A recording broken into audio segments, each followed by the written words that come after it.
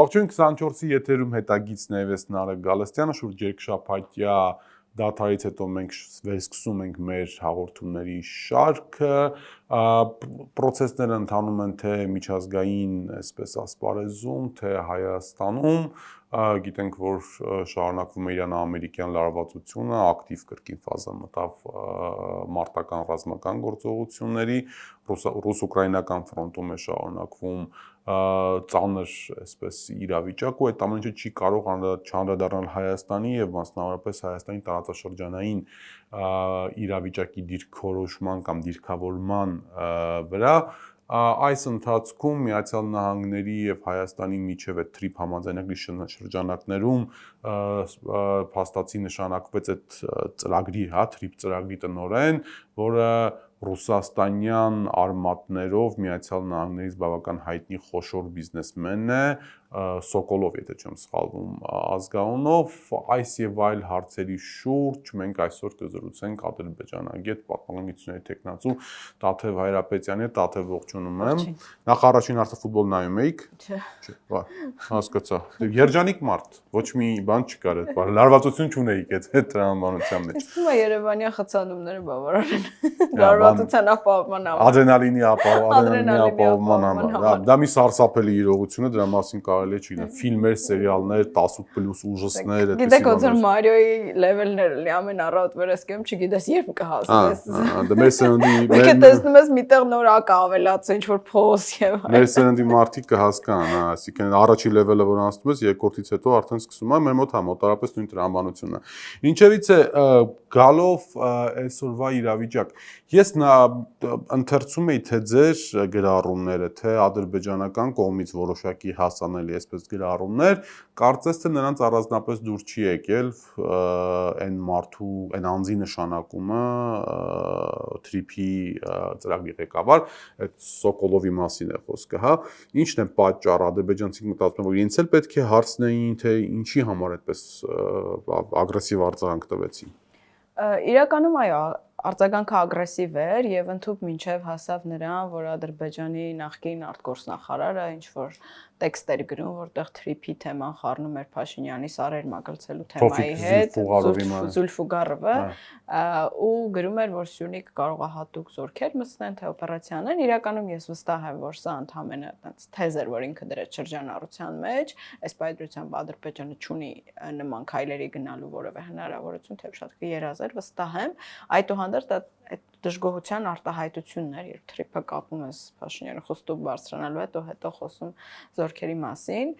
բայց ինձ համար շատ հետաքրքրական էր, որ հուլիսի 13-ին էր, եթե չեմ սխալվում, այո, հուլիսի 13-ին, երբ օկուպացված Շուշիում Ալիևը հերթական այդ ԶԼՄ-ների հետ հանդիպումներ անում, որում շատ զավեշտալի է վերնագիրը ԶԼՄ-ների առաքելությունը խաղաղության խթանման գործում, ճշմարտության վերականգնում ու վստահության վերականգնում, ասենք իրեն ԶԼՄ-ների տեքստը տալիս եմ արհեստական բանականությանը, հետո շփրտում ես ասում են ատելության խոսքը ինչ է ստվել, իրանք sense վերնագրով նյութ։ Դե Ալիևի ամբողջ խոսքն էլի ատելության խոսքի մասին էր, այս անգամ այդքան Հայաստանին չէր ուղղված, ինչքան այլ երկրների, բայց ամենայն երկրների էր ուղղված, բայց Հայաստանն էլ այնպես չէր, որ ուղղված չէր, իրականում կային այնտեղ դրվագներ, օրինակի փռմենք չենք մոռանա Խոջալին եւ այլն, բայց վերադառնալով այս վերոնշյալ թեմային, օրինակ Ալիևի ելույթում էլի Զանգեզուրի միջանցք տերմինաբանություններ օգտագործում, թեև գովաբանում էր Թրամփին, ինձ մոտ տպավորությունը եթե կար հետեւյալն է, իրենք հույս ունեին, որ շատ ավելի շատ խնդիրներ են իրենց հետ համաձայնեցվելու, քան դա արվում է, կարծում եմ շատ քննարկումներ գնում են երկկողմ ձևաչափով, ընդ որում եթե հիշեք ամերիկյան կողմից էլ հայտարարություն եղավ, որ մուտքի ելքի վերահսկողությունը հայկական կողմի ձեռքին է, վստահորեն դա Ադրբեջանին դուր չի եկել այդ հայտարարությունը, եւ իրենք այս միջոցներով արտահայտում են իրենց դժգոհությունը այդ ամենը։ Այսինքն Բաքվում մտածում էին, որ թրիփի հետ կապված ցանկացած պիտի քննարկվի իրենց հետ եւ իրենց համաձայնությունը նույնպես պետք է լինի, հա։ Դե առհասարակ ես ասեմ, մենք էլ ենք առիթ ունեցել դրա մասին խոսել, իմ կարծիքով այդ թրիփը պետքա երկկողմ Հայաստան-Ամերիկայի միջև լիներ, ինչ կապ ուներ Բաքուն այդ թրիփի հետ առհասարակ, այսինքն եթե Հայաստանի տարածքի հետ կապված ինչ-որ բաներ են պայմանավորվում, կապուղիներ եւ այլն, Ադրբեջանը դրա հետ մեծ հաշվով ոչ մի կապ չուներ, ու միգուցե այս կոնկրետ այս բանակցային շրջանում իրենք ավելի շատ երկկողմ ձևաչափով են դա քննարկում, Բաքվին էլ դա իհարկե դուր չի գալիս։ Հայաստանում էլ էս Սոկոլովի նշանակումը բավական քննարկման թեմա դարձավ, շատերը անգամ շտապեցին դա այսպես որակել ռուս-ամերիկյան հարաբերությունների կամ քննարկումների հետևանք հաշվի առնելով, որ նշանակված գործարարը կամ կառավարիչը ինքը ռուս հրեական եթե չեմ սխալվում, արմատներ ունի, ծնվել է Խորհրդային Միության տարածքում, այո, Հայաստանում նույնպես կարծես թե որոշակի բան ունի, գույք ունի, կարծեմ հանքեր ունի եւ այլն եւ այլն։ Սրա մեջ կա ինչ-որ այսպես իրականություն, թե ավելի էլի կոնսպիրոլոգիա ենք մտնում։ Գիտեք, ամենածիծաղալուն է նա, որ շատ կոնսպիրոլոգիաներ հետո իրականություն են դառնում։ Դժվարանում եմ ասել, ես չեմ կարծում պատահական կերպար են ընտրել այդ դերի համար իրականում, ունդեղ բազմաթիվ հարցեր կան այդ գումարների, ֆինանսների գտնելու եւ այլնի հետ կապված, այս թվում է ինչ-որ որոշակի ամեն դեպքում լուծումներ փորձել են տալ նաեւ այդ անձին ընտրելով, բայց նրա կապերի մասին շատ տեղեկություն չունեմ, որպեսզի հաստատեմ կամ հերքեմ որևէ կոնսպիրոլոգիա այսպես։ Լավ, վերադառնալով օկուպացված Շուշիում ընթացող այդ մեդիա ֆորումին, այնտեղ Ալիևը բավական սուր, կտրուկ եւ անգամ ինչ որտեղ նաեւ անհարգալից էր արտահայտում Ռուսաստանի մասին, ակնհայտ ձեռառնելով, կամահրանքով։ Հիմա Ադրբեջանը այն պետությունը չի, որքան էլ որ Ռուսաստանը թույլատրած լինի, որպեսզի այդ գոնորով, այդ վերաբերմունքով խոսի, հա, Ռուսաստանի մասին, ի՞նչն էր պատճառը, ի՞նչն է թևեր տալիս Ալիևին կամ ինչու է ինքը հիմա արտաքին թշնամու Հայաստանի հետ միասին նաև որպես սկսել կամաց-կամաց Ռուսաստանը դիրքավորել իր հասարակության համար։ Սա նորություն չի, տևական ժամանակ է սա տեղի ունենում Ռուսաստանի կերպարի դեմոնիզացիա, ընդ որում բարբերաբար այդ փաթեթում հայտնվում է Իրանը, հետո Իրանից վախենում են դուրս են հանում, հետո հետ են բերում ըստ իրավիճակի։ Այս պարագայում իրապես բավականին կոշտ ու հանդուգն հայտարարություններ էին, եթե օրինակ Հայաստանից այդ տեքստերը չէ, վստահ եմ ռուսական կողմը շատ ավելի հարուստ բառամթերքով կարձագանքեր այդ ամենին, բայց ինչպես տեսնում ենք Ալիևին շատ մեղմ եւ ինչ որ դիվանագիտական պատասխան էին տալիս առանց ավելորդությունների, դա էլ է ռուսական կողմի վերաբերմունքի նշան իրականում։ Ես կարծում եմ Ալիևը կոպիտ ասած հաշվել է ռուսական կողմի ատամները կոնկրետ այս փուլում, միգուցե որոշակի տեղեկություններ կամ ինչ-որ հետազոտություններ իրենց թույլ են տալիս մտածելու, որ Ռուսաստանի իրավիճակը բարդ է կարելի է այսպես խոսել, միևնույն ժամանակ Ուկրաինային այդքան խոսքով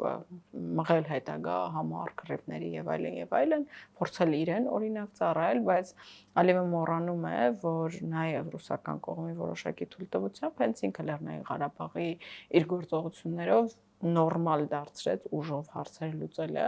եւ ընդհանուր առմամբ ստեղ շատ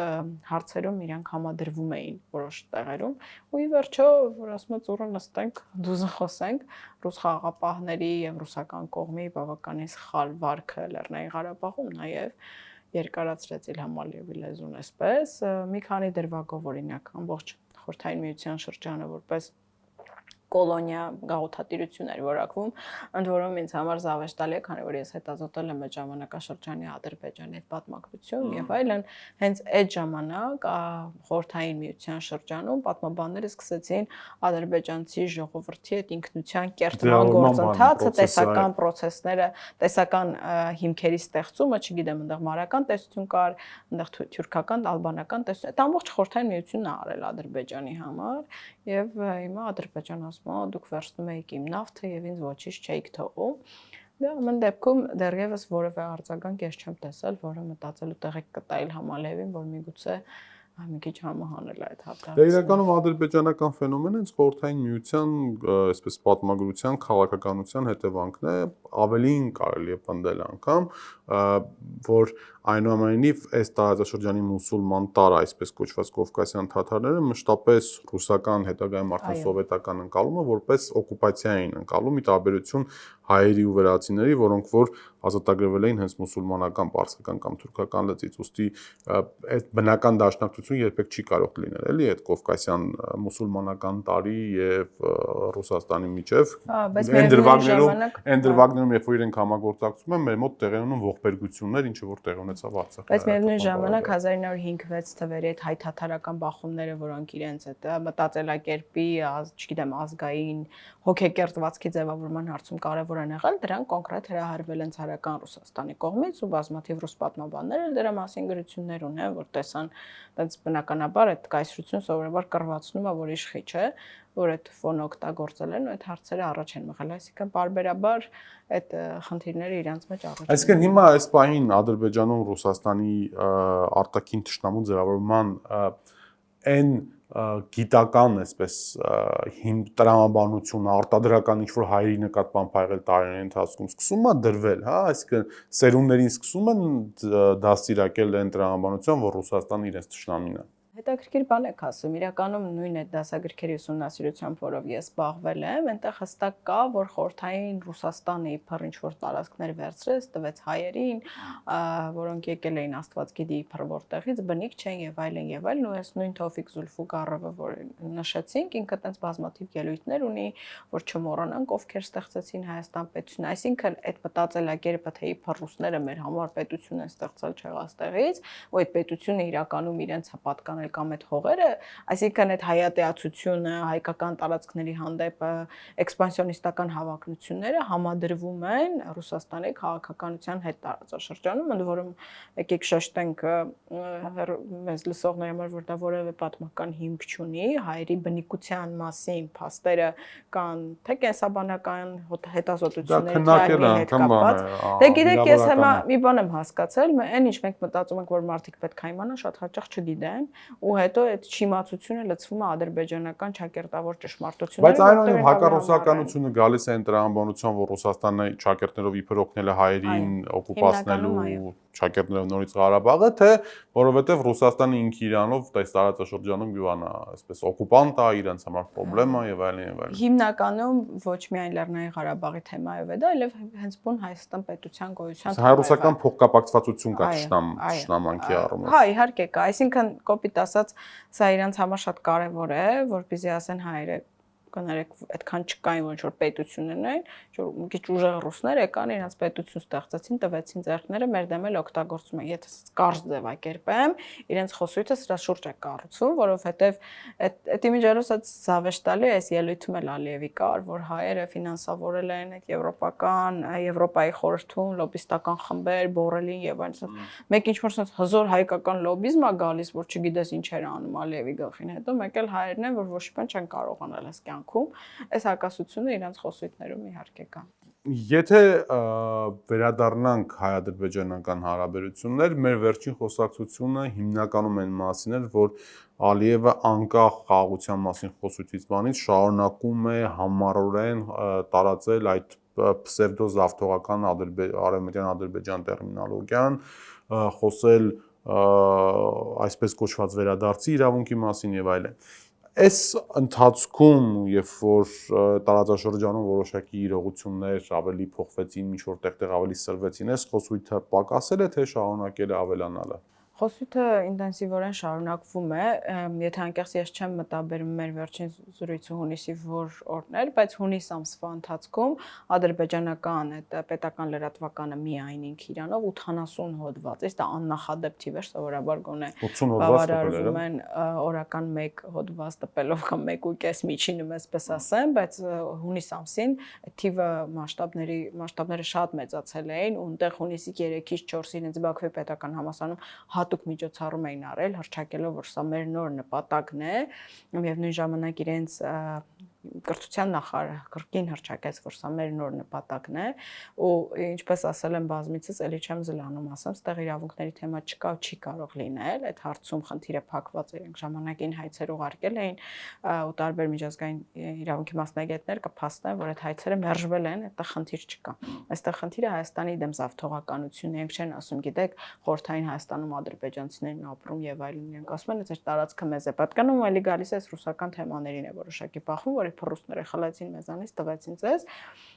որպես փորձագետ ասեմ, որ այդ թեման իրենք առաջին անգամ 1998-ին կարծեմ առաջին անգամ Հեյդար Ալիևն այդ տերմինը օգտագործել, այսինքն իրանք տնտեսիկով են այդ տերմինը հորինել այս երկրի հետ կապված, հետո կարճ ժամանակ անց հասկացան, որ դա Լեռնային Ղարաբաղի թեմայի հետ արդեն լուրջ խնդրեմ է դառնում, այս կողմ դրեցին, բայց Լեռնային Ղարաբաղի հարցում Նիկոլ Փաշինյանի արած քայլերից հետո թեման արդեն նոր թափ հավաքեց։ Ես կարծում եմ դա իսկապես շատ վտանգավոր է։ Ես ցավով արձանագրում եմ, դա իշխանությունների մասին խոսք չկա, իրենք իրենց համեմատություններով միայն իմաստ են հաղորդում այդ զրոյից օրինված թեմային, բայց ես շատ կուզենամ, որ գոնե ընդդիմությունը ճիշտ կնահատի, ճիշտ տերմիններով խոսի։ Ես երբեմն հումոր եմ անում, կատակում, բայց իրապես եթե այդ թեմային դու ճիշտ տերմիններով այսօր չխոսացրես դրա մասին, դա մեծ խնդրեմ է, դա ազգային անվտանգության խնդիր է դառնում։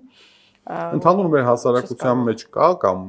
քաղաքական իշխանությունը հասկացան, որ գիտական միջավայր, ընդդիմություն, փորձագիտական շրջան, որ այս ամեն ինչը հստակ քաղաքականության հետևանք է, որոնց ինչ որ նպատակ է հետապնդում, այլ ոչ թե հենց այնպես արված խոսք է, որովհետև իշխանությունները ինչ են ասում, իշխանությունները որ Նիկոլ Փաշինյանին հարցնում ես, ասում է հետևյալը, ասում է դուք խոսում եք Արցախի մասին, մոտավորապես հիմա բառացի չեմ ցիտում, դուք խոսում եք Արցախի մասին, դուք բերում եք Արցախի դրոշը դնում եք խորհրդարանում եւ այլն, սա հայելային պատասխանն է։ Դուք չխոսեք Արցախի մասին, Ադրբեջանում չեն խոսի Արևմտյան Ադրբեջանի մասին։ Ընդ որում ֆենոմենալ երևույթ կա, ինչքան քիչ է այսինքն ինչքան շատ է Նիկոլ Փաշինյանը ագրեսիվ դառնում Արցախի թեմատիկայի հետ կապված, այնքան իրենք ագրեսիվանում են այս թեմայով։ Երկու դրվագով նորից անդրադառնամ, տեսեք, երբ 22 թվականի դեկտեմբերի 24-ին սա բերվեց օրակարգ, այդ ժամանակ Լեռնային Ղարաբաղում հայեր էին ապրում, այսինքն ինքը չի կարող հայելային լինել այդ իրավունքի վերադարձ իրավունքի թեմա գոյություն չուներ այդ պահին։ Ալիևը ընդ որում հստակ ասել է, ես սա բերում եմ, որտեղ Ղարաբաղյան հակամարտությունը հիմա փակված է, ես կարող եմ այս թեման բերել։ Դրանից հետո այլ հայտարարություններ են եղել, որոնք փաստում են, որ սա ոչ թե հայելային է, այլ հետևանք է Լեռնային Ղարաբաղի հարցում վարած քաղաքականության, բացի դրանից իմ համոզմամբ Նիկոլ Փաշինյանը բացառիկ ծառայություն է այս համեմատությամբ Ալիևին մատուցում, որովհետև ոչ նորմալ ուղերձ է հաղում իրենց մեր միջազգային գործընկերներով սա խնդրեմը համադրելի չի խաղաղության հետ, այլ ասում են, դե ես հասկանում եմ, ես իրա բանն եմ, հոգեբանական գիտությունների դոկտորն եմ, ես հասկանում այդ մարդը խիա տենց, բայց երբ որ դու մի փաստական միջազգայինորեն ամրագրված երևույթը, որ Արցախի ժողովրդի վերադարձի իրավունքն է, համեմատում ես մի բանի հետ, որը զրոյից է հորինվել ու հստակ զավթողական նպատակներ ունի, դու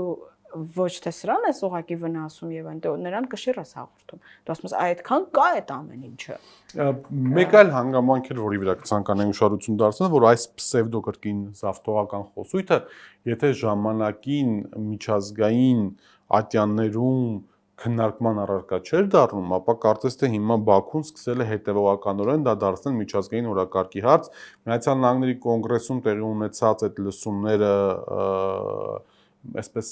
ձեռքի հետ ոտքի վրա գնահատվեցին Հայաստանում, որտեղ դրանք իրավական ուժ չունեն, պաշտոնական կոնգրեսի բան չեն, դες 1-2 հոգով կարող էին գնալ ինչ-որ բան, բայց կարծես թե այդպիսի քայլերից է սկսվում որևիցե պսևդո օրակարգի միջազգայնացումը։ Միանշանակ իրավացեք, իրենք կոնկրետ փող են դնում սրա վրա ու պետք է բարձ հարց տաս, եթե Ալիևը մի բանի վրա այսքան գումար է դնում ու ռեսուրս, դա ինչ 2-4 երկարաժամկետ նպատակ ունի, քանի որ ես իլյուզիաներ չունեմ Նիկոլ Փաշինյանի հետ կապված, իմ համոզումը եղել ու մնում, որ ինքը բոլոր քայլերով ի վերջո ադրբեջանական օրակարգ էր սպասարկում, դրա համար ես ընդդիմադիր դաշտին կոչ եմ անում սա ընկալել որպես ազգային անվտանգության խնդիր ու հասկանալ, որ իրենց ճիշտ տերմինաբանությունը կարող է ակնել, որովհետև ի վերջո նույն դիվանագետ օրինակ նստած է հիմա այսի դիվանագետը ուսումնասիրում, ասում է լավ հասկանամ ես երկրում ոնց է արձագանքում, մեկը ասում է վերադարձ, մեկը ասում է հայելային, չես հասկանում։ Եթե կոնկրետ ընդդիմադիր դաշտը միասնական ասի սա, զավթողական ծրագիրը, սա համադրելի չի խաղաղության հետ, սա ազգային անվտանգության, տարածաշրջանային անվտանգության խնդիրը, իրենք այս 4 նախադասությունը հաստատ մտցնելու են իրենց զեկույցների մեջ, որ սա Հայաստանում դիտվում է այդպեսին, ու սենց առանց անուններ տալու ասեմ, որովհետև ես բարբերաբար որ շփվում եմ դիվանագետների հետ, այդ հարցը տալիս եմ, ասում եմ, լավ, դուք տեսնում եք, չէ՞, ի վերջո դա լավ այն մասշտաբի չէ, ոնց որ ես եմ տեսնում, բայց ինչ որ որոշակի, ասում եմ, մեկը մի անգամ սենց ասեց, դա օգտակար չի հենց Ալիևի համար, ասեցի, լավ, իսկ Ալիևը գիտի, որ դա օգտակար չի իր համար, երբևէ ինչ որ մեկ իրեն ասել է, գիտես, սա օգտակար չի քեզ համար, ավելի լավ է սա չանես։ Այսինքն իրանք իրանց ներսում ասում են, դե լավ, կոպիտ ասած ինչ լուրջ բան կա, որ ինքը Իրանով խոսում է, ու ես միշտ դրանից եմ բարկանում, որովհետև այդ ինքը Իրանով, իրանց տնեցիկով խոսացածի հաշիվը մենք ենք փակում։ Եթե ես իմանայի, եթե չլիներ Լեռնային Ղարաբաղի այս բոլոր շատ վատ զարգացումները էթնիկ զտումով պատերազմով, ես կասեի դե լավ իրանք իրանց խոսում են հիմա, քանի տարի այս է խոսում, բայց երբ որ ինքը այդ ամբողջը դարձնում է ծրագիր փողա դնում, ռեսուրսա դնում, ու վերջում գալիս է կոպիտ ասած քո հետևից, դու չես կարա տանց չանես, ու մի հատ հումորային դրվագ ասեմ, մի անգամ իմ էջի հետևորդներից մեկը ասում է Տաթև ջան, ես չլինի էլի մի օր են կարգին հաղորդման անեկդոտը դառնա, որ ասում է հերս ասում էր չէի լսում, ասում էր չէի լսում, ինչ էր ասում, չէի լսում, ասում եմ մեր կասեն Տաթևը ասում էր չէինք լսում, ինչ էր ասում, չէինք լսում։ Հիմա ես դա եմ ասում, եթե դուք ես ձեր տաղավարից էլի օգտվելով եթերից ասում եմ ընդդիմադիր, ինձ բացարձակ միևնույն է, եթե դուք իրապես ուզում եք այս խնդրին ճիշտ մոտենեք, եթե սա ձեր համար ազգային անվտանգության խնդիր է, կարող եք ինձ գրել, ես պատրաստ եմ նյութերն տրամադրել, որովհետև շատ մեծ հավաքած նյութ ունեմ, ու խորհրդարան մտնելուց ճիշտ մեսեջինգով մտեք, դա կարևոր է լինելու է կանխելու համար, ես չեմ ուզում մեր ապագա սերունդները այսօրվա մեր հերթական տգիտության բայց իշխանությունը շատ ագրեսիվ է արձագանքում դրան, երբ որ դու խոսում ես դրա մասին, որ Ադրբեջանում կա այս ծրագիրը, որ ձեր ձեռք բերած խաղաղությունը, ինչի մասին որ դուք հայտարարում եք, ու այն խոսույթը կամ այն պետական ծրագիրը, որ կա Ադրբեջանում, իրար հետ չեն համընկնում, իրար հետ համադրելի չեն, անմիջապես քեզ սկսում են մեղադրել օտար նարատիվներ իրականացնելու մյուսի եւ այլի մեջ, այսինքն ուզում հասկանալ էլի ի՞նչն է։ Նույնիսկ ասում եմ իրենց այդ արտաքին հետախուզության զեկուցում դա կար, այսինքն այնտեղ մի թե միգուցե սա հայելային, բայց միգուցե ոչ, իրականում խնդիրը պարզ է։ Ինքը տևական ժամանակ փորձում է համոզել, որ խնդիրը Լեռնային Ղարաբաղն էր, հանձնել է, բեռից ազատել է, թոքից ազատել է, հիմա մենք սենց կարող ենք սենց թռռալով, ծլվլալով ապրել։ Ու մեկ էլ պարզվում է, որ չէ, ինչ որ ընդանա նորից է ողջավորվել, ասում է քո երկիրն է հիմա, դու ահաբեկիչ ես, տերորիստ ես, չգիտեմ, ցեղասպան ես, ինձնից խլել ես, ու մի ամբողջ սերունդ դնում կրթում ասում է իմացիան երկիրը ձերն է, ու եթե առաջ դա ադրբեջանական կողմի համար շատ խորթ էր, ես ես վերջերս նայում եմ, ես իհարկե այդպես կոմենտներ շատ չեմ տեղադրում պաշտոնական լրատվություն են տեղադրում, բայց ասենք նայում եմ, տեսնում եմ, այդ տերմինը դարձել է իրենց համար սովորական, բայց որ ասես այդ տերմինը որտեղից է Հայաստանի վրտից, մի հատ քարտեզ բերեք, ես էլ իմանամ, կարող բանկա խաբար չենք։ Ասենք, բայց չէ, ոչ մի չեն կարող ասել, ասում եմ, չես կարող Ալիևներից տանը ինչ որ ընթրիքի սեղանի շուրջ հորինված տերմինը համեմատել պատմականորեն Արցախ անվան հետ, չի լինում այդ բանը։ Ու մենք ընկնում ենք, մենք իրականում անկախ մեր կամքից ընկնում ենք այդ թակարդը, ասենք մարդիկ կան ասում են, դե մենք էլ ասում ենք Արևմտյան Հայաստան։ Ասենք եղբայր կամ քույր այդ Արևմտյան Հայաստանը ես չեմ հորինել, դա աշխարհակաղակական բաժանում ա եղել, որը ամրագրված է նաև տարբեր պատմական աղբյուրներում, դա ես չեմ հորինել, այդ տերմինը այդտեղից է գալիս, ի վերջո այնտեղ տեղի ունեցել ցեղասպանություն, որ տարբեր դրվագներով այս գրեհկացվում է այս խոսակցությունը, էլի։ Երբ որ դու ասում ես, որ Արևմտյան Ադրբեջան տերմինը զավթողական, ասում են, այս դու մասիսը որ ասում ես հայկական է, բայց ո՞նց է։ Ես էլ միշտ ասում եմ, բայց դե որ ասում եք մեկը ոչ մի բան դրա հետ չարեցիք, չէ՞, իսկ իրանք ինչ ասում են անում են, գոնե դրանից հետևություն արեք, էլի։ Եթե ես չեմ սխալվում, Ադրբեջանի արտաքին գործերի նախարարությունը խոսել էր դելիմիտացիայի, դեմարկացիայի մասին, ու հիմա Հայաստանում ակտիվորեն քննարկվում է այդ անկլավների հարցը, կարծես թե դարձնելով դա առաջնային, Փաշինյանը չի երգում, որ անկլավների հարցով որոշակի զարգացումներ կարող առաջիկայում լինեն, Տիգրանաշենի մասնավորապես խոսքը, դրան համադրելով այ մենք էլ Արցվաշեն ունենք, բան ունենք եւ այլն։ Մտածելով, տեսնելով, քննարկելով եւ վերլուծելով ադրբեջանական գործողությունները, դուք հավատում եք, որ Ադրբեջանը կգնայի հայելային process-ին թե ոչ, եւ բ ինչի է հիմա սա դարձել արդեն որպես օրակարգային հիմնական պրոբլեմատիկ խնդիր։ Այսինքն Արցվաշենը կտան Տիգրանաշենի դիմաց թե չէ։ Իրականում չգիտեմ, կհիշեք, թե ժամանակ չեմ հիշում, բաց էր փակեր, բայց այդ նոյեմբերի 9-ի նախնական թղթում նույնիսկ այդ 8 յուղերի հարցը կար, հիշում եք այդ հանել։ Հետ դա տեղի ունեցավ այն ժամանակ պաշտպանության նախարար Դավիթ Տոնյանի եւ Սերգեյ Շայգուի բանակցությունների արդյունքում այդ թեման դուրս եկավ օրակարգից այդ պահին։ Դե հետո ոնց նորից հետ բերեցին, ես չգիտեմ, բայց դրանք Ես Օնիկ Գասպարյանի մասն էի լսել, բայց Հա, ամեն դեպքում ՊՆ-ն այդ հարցը լուծեց, եկեք այսպես ասենք, որ այդ խնդիրը այդ ժամանակ փակվեց ՊՆ բանակցությունների շնորհիվ։ Այդուհանդերձ հետո նորից մեկ էլ հայտնվեց օրակարգում ու ինձ համար ասած ուղղակի չգիտեմ էլ ինչ բառ օգտագործեմ, ասենք Փաշինյանը այս ընտրություններից հետո ասած մտածում եմ ինչ անեմ Ադրբեջանի համար, ինչ անեմ, այդ բանը քարտեզի նշանը տած կպել ամբողջ նախընտրական մանայքի մասը ոնց որ սխալ էի կպցրես տեղից մի երկու բաներ պետքա թրցնենք էլի, ասենք ասած աբսուրդ է տենց պետության ղեկավար ունենալու թողել որ այդ մարդը երրորդ շրջան նստի, ես չգիտեմ էլի։ Այդ արդեն լիրիկա է։ Այդ շատ շատ չգիտեմ ինչ ասեմ։ Այլ օպերա է։ Ինչևէ, այդ առումով ոնց որ ինքը մտածում է, եթե սահմանադրության թեման մի քիչ կաշկանդվում է, սահմանադրական մեծամասնություն չունի, չգիտի զարգացումները ոնց կլինեն, անգամ ԲՀԿ-ից մանդատներ խլելուց հետո, դե ասում եմ մտածեմ ուրիշ ինչ տամ, ու արդեն այդ անկլավների թեման է բերում ասպարեզ, որոնք իրական ստրատեգիական նշանակության, անվտանգային նշանակության հարցեր են։ Ես դες վստահեցնում եմ, թող ես խալվեմ, հետո բոլորի մեզ հարցազրույցը ինձ հիշեցնեն, Ադրբեջանը ոչ մի տեղից դուրս չի գալու, Ադրբեջանը Հայաստանի տարածքներ չի զիջելու։ Այդ ամբողջը լինելու է միակողմանի, ոնց որ այս ամբողջ process-ները Այսինքն Արտվաշեն չի տալու, Ջերմուկի չի հեռանալու, Վարդենիսի չի հեռանալու։ Ալիևը տեն շատ հայտնի ելույթ ուներ այդ Ջերմուկի դեպքերից հետո, որտեղ ասում են զանգեցին եվրոպացի պաշտոնյաները, ասացին, բայց դու ինչ ուզում ես վերցրել ես, ինչ ես հարձակվել, ասաց ոնց, ես Հայաստանը պետքա Հայաստանում տեղի ունեցողը պետք է իմ աչքով տեսնեմ, խոսքը միջպետական սահմանների մասին այդտեղ Իրանի հետ կապված ոնց դիեզերական բաներ ունես տեսնում, ասում ես, իմ աչքով պիտի Հայաստան տեսնեմ, Իրան նայելու տարածքն է, էլի։ Ես վստահ եմ, որ իրանք երբեք չեն մտել իրանք կոնկրետ ստրատեգիական խնդիրներ են փորձել լուծել այդ բարձունքների վրա նստելով։ Տեսեք, իրանք շատ հաճախ ասում են մենք տենց բնակելի տարածքներ չենք օկուպացրել եւ այլն։ Իրանք այդ պահին այդ խնդիրի չունեն իրենց առաջ դրած։ Իրանք խնդիր ունեն ռազմավարական բարձունքներ վերցնելու ու վերահսկողություն սահմանելու Հայաստանի միջպետական սահմանների նկատմամբ, ճանապարհների նկատմամբ։ Նույնն է այս անկլավների թեման է այդ տերմինը օգտագործենք։ Դեռ ինչքան ժամանակ կհետո մենք արդեն գործ կունենանք փաստացի կատարման հետ, այսպես ասենք։ Դե իրականում լավ կլիներ, որ ոչ թե դա քննարկենք, այլ թե ոնց կարելի է կանխել, եթե հնարավոր է, ես կարծում եմ հնարավոր է ճիշտ հանրային դիմադրության պայմաններում, որովհետև ամեն դեպքում Փաշինյանը հիմա շատ ավելի